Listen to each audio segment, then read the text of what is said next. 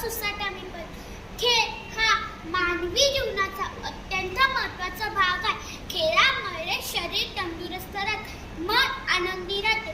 खेळ हे केवळ मनोरंजनाचे साधन नसून शारीरिक व मानसिक विकासाचे प्रभावित माध्यम आहे. विद्यार्थ्यांसाठी खेळ आवश्यक आहे कारण ते आत्मविश्वास, सहकार्य, शिस्त, नेतृत्व हे गुण शिकवतात. मलाही लंगडी, खो खो, कबड्डी हे खेळ खेळायला खूप आवडतात. पण आजकालच्या 4G, 5Gच्या दुनियेत इंटरनेटची जाळे पसरले, सर्व गोष्टी सहज उपलब्ध. अशा जीवनात जितके अभ्यासाला महत्त्व आहे तितकेच मैदानी खेळ. पण आजची मुले मोबाईलमुळे खेळ खेळायला विसरलेले. शाळेतनं घरी आले नाही की लगेचच मोबाईल घेतात.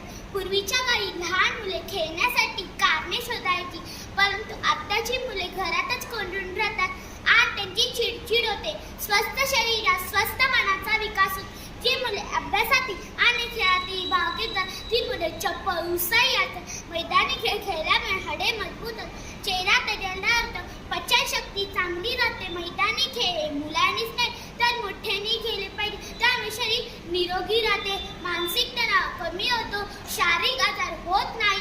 म्हणूनच खेळाला खूप महत्त्व आहे.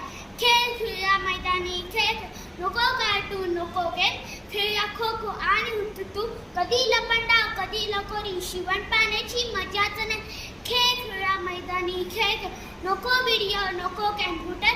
खेळूया फुटबॉल आणि व्हॉलीबॉल, कधी आट्यापाट्या, कधी सूरपारंब्या, विटी दांडू. रमून तरी खूप खूप मस्ती करूया, शक्ती आपली वाढूया.